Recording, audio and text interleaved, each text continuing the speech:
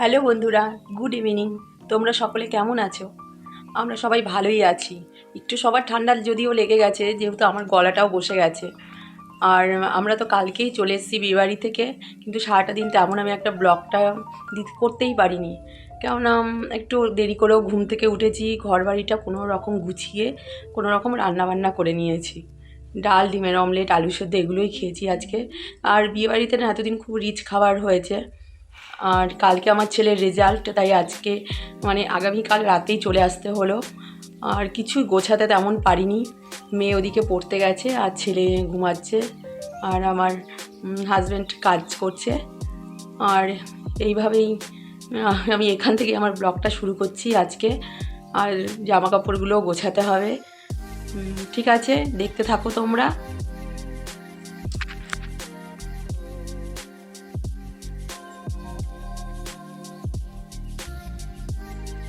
কোনো জামা কাপড় আমি গুছিয়ে উঠতে পারিনি, আর সব জামা কাপড় এখনও ধুয়ে দিইনি। কিছু কিছু জামা কাপড় পরিষ্কার করে ধুতে হবে, আর যেগুলো একবার একটুখানি পরেছি সেগুলো আর ধুইনি, একটু সামান্য রোদে দিয়ে তুলে দিচ্ছি।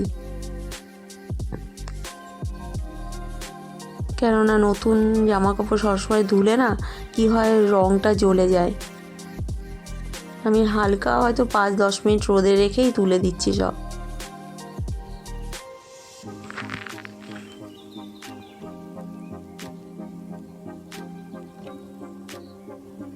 আর কিছু কিছু জামা কাপড় ধুতে হবে, যেগুলো নিচটা থেকে নোংরা নোংরা হয়ে গেছে সেগুলো তো ধুতে হবেই, তাই সেগুলো আবার ধুয়ে নেব। আর এটার মধ্যে সব ব্লাউজগুলো রাখি। আর কিছু রান্না বান্না ছিল, সেগুলো রাতে ডিনার করেছি। আর এটা হলো তার পরের দিন। আর তারপর দিন দেখো সকালবেলা সব নিয়ে আজকে ছাদেই চলে এসেছি। ভেবেছি যে আজকে রান্না সব ছাদেই করি। ছাদে আমার একটা কাঠের উনুন আছে, তা করি না খুব, মাঝে মাঝে 2-1 দিন হলে করি, হয়তো ভাতটা করলাম এরকম ব্যাপার হয়, তা করি না। যেহেতু এখন একটা শীত পড়েছে, বেশ রোদে ভালোই লাগবে বলে আজকে সব কিছু নিয়ে ছাদেই চলে এসেছি।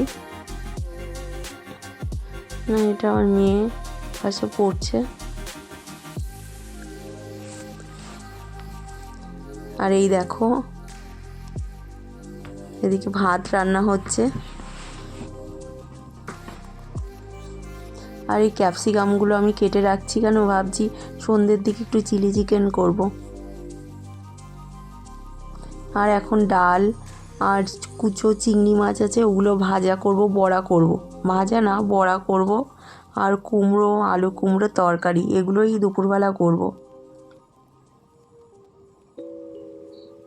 আর এই দেখো চিংড়ি মাছগুলো আমি ধুয়ে তুলে নিচ্ছি। আমি কল থেকে ধুয়ে নিয়ে এসেছি। ছাদে একটা কল আছে।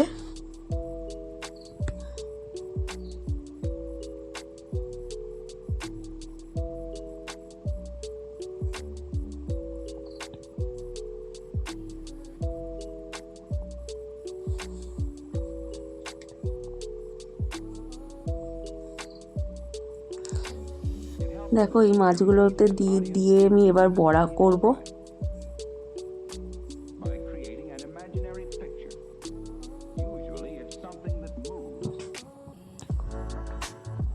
ভালোই লাগে ডালের সঙ্গে খেতে, বা শুধু খেতে ভালোই লাগে বেশ।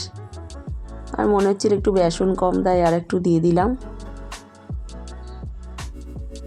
আবার নাকি এই চিংড়ি মাছগুলো খুব বেশি খেলে আবার পেট ব্যথাও হয়, যেহেতু এগুলোকে কোনো ছাড়ানো যায় না, খোসা শুদ্ধই করতে হয়।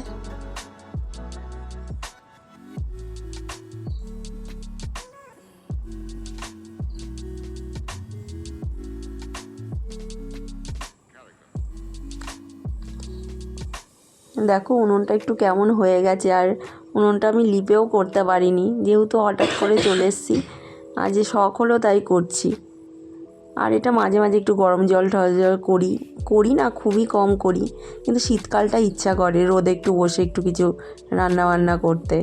আর আমি তো এটা ভালো করে ধরাতেই পারি না, তা আমার বর ভালো একটু ধরিয়ে দিল।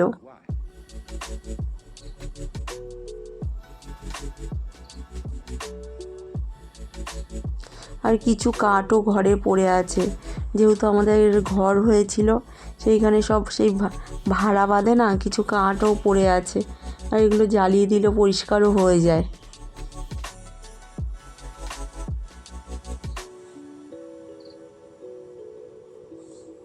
এদিকে দেখো এই আলু কুমড়ো তরকারিটাও হয়ে গেছে।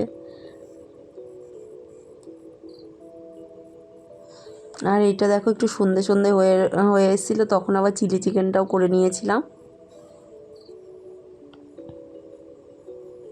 সেই মনে হচ্ছিল যে ছাদে মনে হয় আমরা সব পিকনিক করতে এসেছি, এমন হয়েছিল।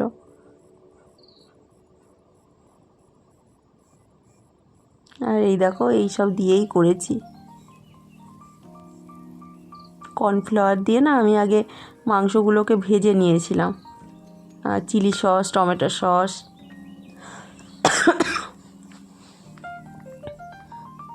এগুলো তো সবাই জানো, চিলি চিকেন রান্না অবশ্যই করো।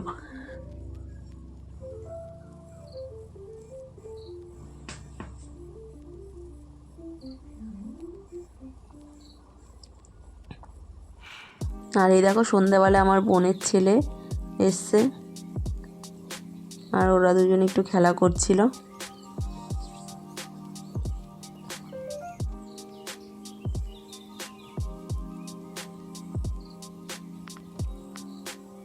আর দুজনে যদি এক জায়গায় হয় তাহলে তো মনে হচ্ছে ওদের আর পড়াশোনা লাগবে না, সারাদিন খেলতে ভালো লাগে। দেখো গাড়ি বানিয়েছে দুজনে।